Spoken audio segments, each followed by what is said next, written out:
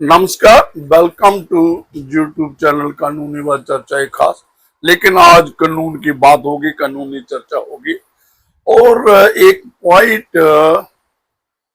जो डिसाइड हुआ है, एक जुडिशियल प्रेसिडेंट बन चुका है और एक सुप्रीम कोर्ट की जजमेंट क्योंकि उसकी रिगार्डिंग रिलेटिंग आ चुकी है। तो वो क्या लॉ पॉइंट है कि एक विटनेस की टेस्टिमनी रिकॉर्ड हुई एक क्रिमिनल प्रोसीडिंग्स में, तो अक्यूज्ड उस वक्त अब्सकॉन्ड कर रहा था जब वो स्टेटमेंट रिकॉर्ड होगी किसी विटनेस की। आप विटनेस जहां कह सकते हो, इसमें वो विक्टिम था, तो को अक्यूज्ड जो थे उसके साथ दूसरे अक्यूज थे, वो ट्रायल फेस कर रहे थे, तो वो नहीं आया ना। क्वेश्चन राइज हुआ, क्या वो टेस्टिमनी जो उसके एब्सेंस में हुई है अक्यूज की रिकॉर्ड, क्या वो एडमिसिबल इन एविडेंस हो सकती है? मैं ऐड कर रहा हूं जल्दी से, क्योंकि एक और कंडीशन है यहां पे कि वो मर चुका है और उसको क्रॉस एग्जामिन का राइट मिलना चाहिए। बीएनएसएस भी बात करता है कि उसके प्रेजेंस में जो भी एविडेंस रिकॉर्ड हो किसी भी विटनेस ने किसी भी क्रिमिनल ट्रायल में, उसके प्रेजेंस में होने चाहिए। और दूसरी बात है क्यों, क्योंकि उसका एक राइट ऑफ क्रॉस एग्जामिनेशन, जैसे इस केस में हुआ है कि उसको मौका ही नहीं मिला क्रॉस एग्जामिन का, और in absence of cross examination क्या वो स्टेटमेंट, चाहे जो विक्टिम है जिसकी स्टेटमेंट है इज नाउ डेड, क्या पढ़ी जाएगी? जो अब्सकॉन्डिंग अक्यूज्ड है,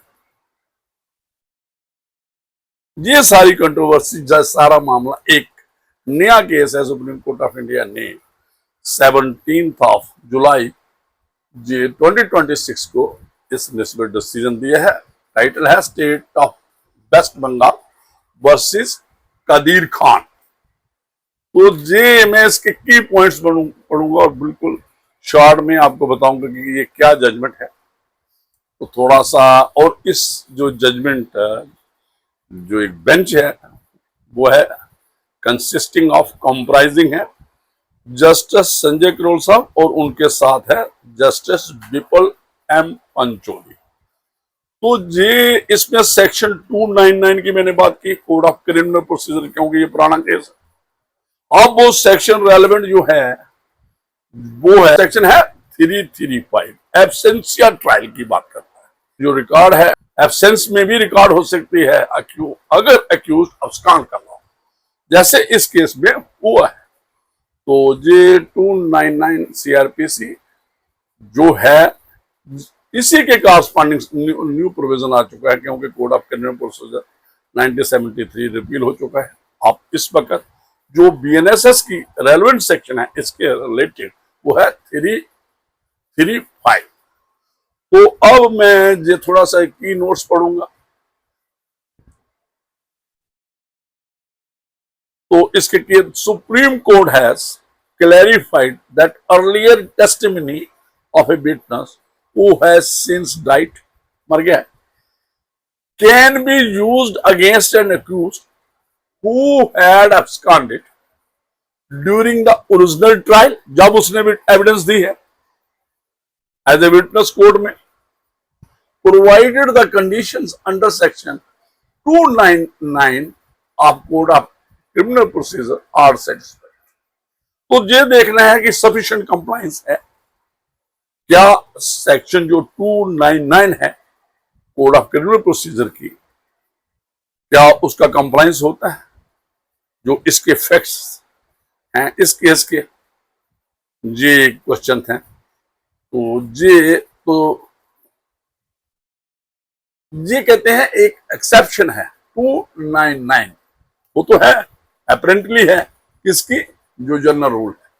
वो जनरल रूल क्या कहता है जो आपने देखा बीएनएसएस में है, that the evidence must be recorded in presence of the accused, and that testimony given in one trial cannot ordinarily be used in another trial. एक तो प्रेजेंस में होने चाहिए किसके, अक्यूज के, कोई भी टेस्टिमनी रिकॉर्ड करता है कोई भी विटनेस, और एक टेस्टिमनी जो रिकॉर्ड की गई है एक ट्रायल में वो दूसरे में इस्तेमाल नहीं हो सकती।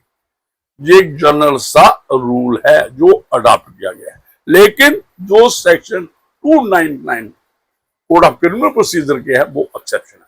एक्सेप्शन कैसे है कि जो ट्रायल हो रहा है वो अक्यूज जो है उसके साथ पेश कर रहे हैं, वो विटनेस आया हुआ है तो उसने एविडेंस इन ड्यू कोर्स दी है, और उसके बाद और जो अक्यूज्ड है वो उस वक्त अब्सकॉन्ड कर रहा है वन ऑफ द अक्यूज्ड, और उसके एब्सेंस में जो एविडेंस रिकॉर्ड हुई है। अब क्वेश्चन है कि क्या वो पढ़ी जा सकती, तो अगर वो जो बंदा ही डेड है तो कैसे लाएंगे उसको। ये सेक्शन 299 जो अब कोड ऑफ क्रिमिनल प्रोसीजर की थी, अब वो 335 है जो किसकी, भारतीय नागरिक सुरक्षा संहिता 2023। देखिए क्या, the provision preserves prosecution evidence where an accused deliberately awaits the trial by absconding. ये तो जब अब्सकॉन्डिंग वर्ड है तो उसने तो वेट कर रहा है ट्रायल, वो जब अब्सकॉन्ड है तो he is knowing that trial is undergoing, record हो रही है, state he supposed to face trial. अगर वो ऑप्ट करता है अब्सकॉन्ड करके तो जो एविडेंस आएगी वो तो प्रिजर्व होती है 299 के मुताबिक। इसके एब्सेंस में प्रिजर्व करवाता है प्रोसिक्यूशन। तो ये 17 जुलाई की जजमेंट मैंने पहले बात की है, वो क्या कहते हैं इसमें, क्या एक बात आई है इस जजमेंट में, जो पहली जजमेंट्स थी वो भी रेफर हुई, अभी उसकी बात करता हूं, उससे थोड़ा हटके बात है।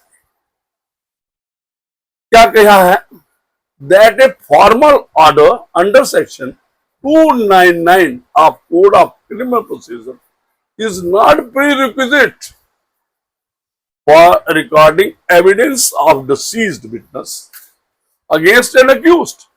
ये जरूरी नहीं है कि भाई पहले ऑर्डर लिखना जो अब्सकॉन्ड कर रहा है अक्यूज्ड उसके रिलेटेड, क्योंकि एविडेंस जो रिकॉर्ड की जा रही है वो तो इन एब्सेंस की जा रही है, और फॉर्मल ऑर्डर कि भाई वो अब्सकॉन्ड कर रहा है, जो अक्यूज अब्सकॉन्ड किया है वो फॉर्मल ऑर्डर के उन्होंने कहा प्री रिक्विजिट नहीं है, जिसकी रिक्वायरमेंट 299 में है।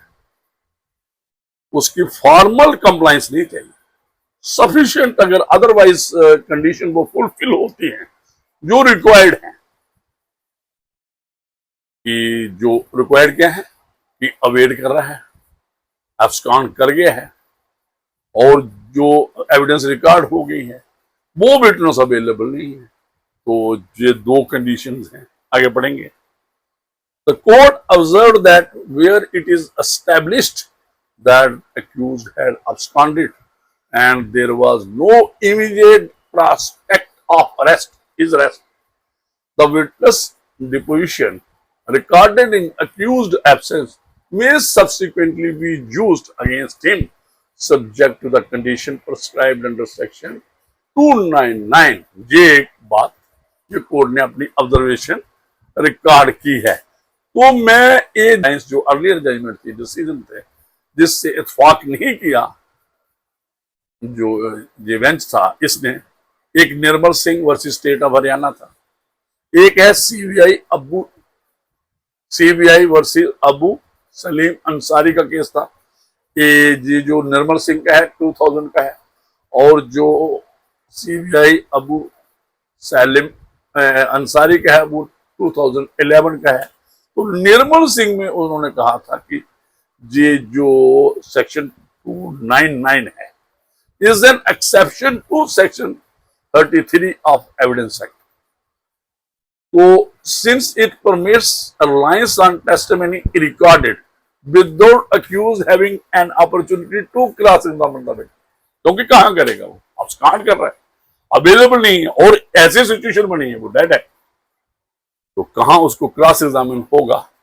ये एक्सेप्शन की बात हुई है कि जो 299 है ये एक्सेप्शन है section 33 of evidence act. Being an exception the statutory precondition must be strictly established before such evidence is used।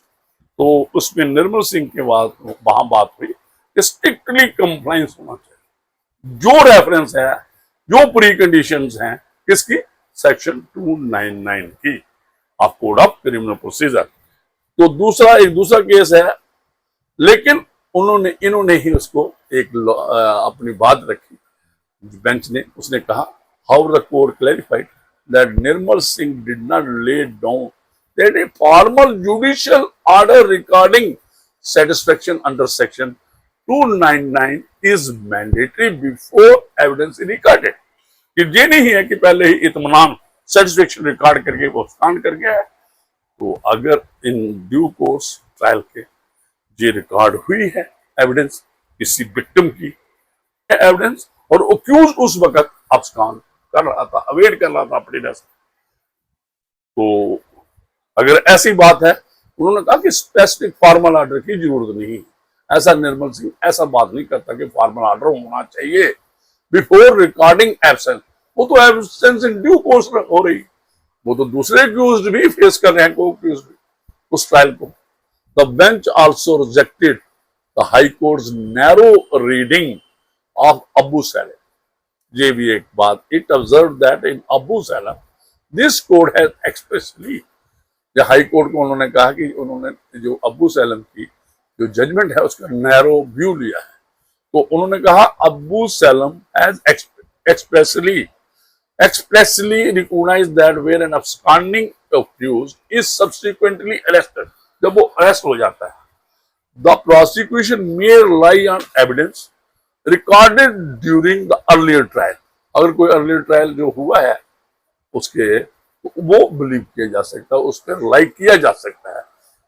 If the witness has since died, अगर वो विटनेस मर गया और has otherwise become unable subject to satisfaction of statutory condition under section 299।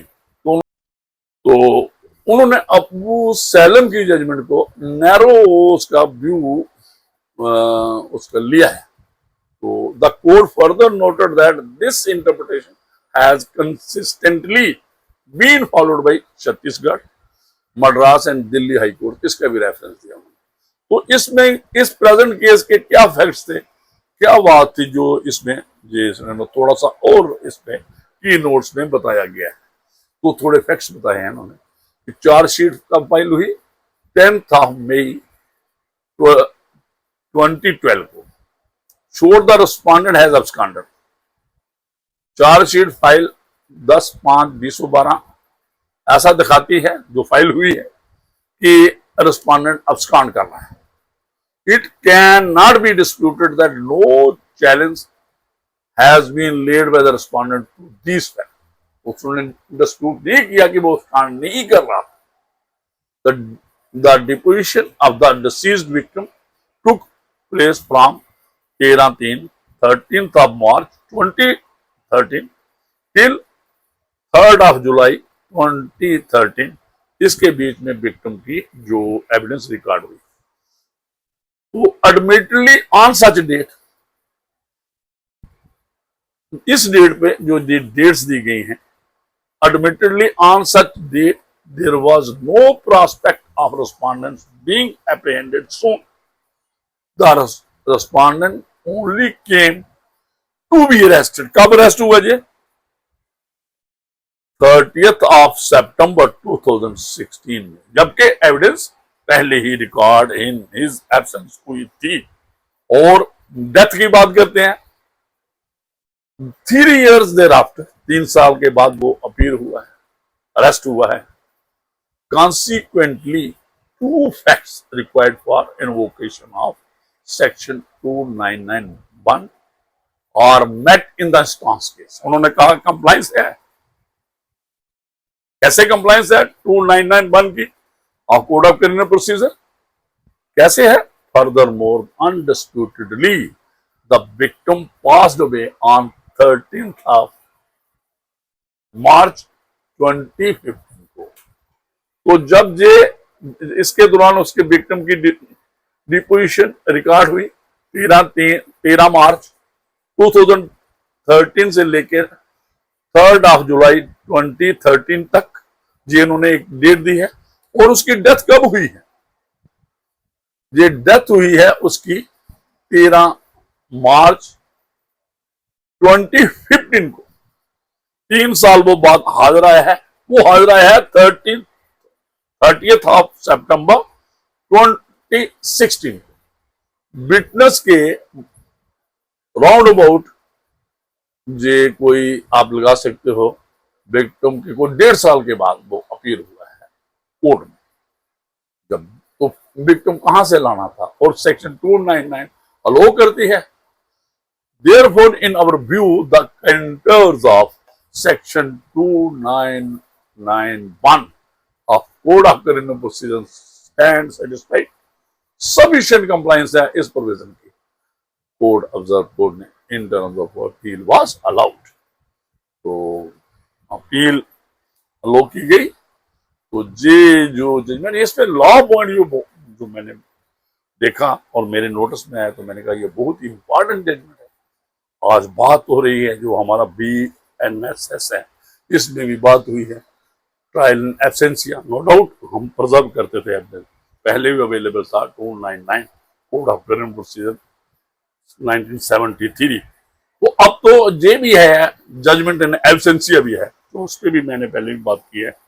जो हम theory criminal law पे अपने lessons बनाए हुए हैं उस पर बात की है। ये मेरे नोटिस में आई है कि बहुत अच्छा लॉ पॉइंट था कि जो एक लॉ अवॉल्व हुआ है आप कह सकते हो। तो काफी आज के लिए मुझे दीजिए इजाजत।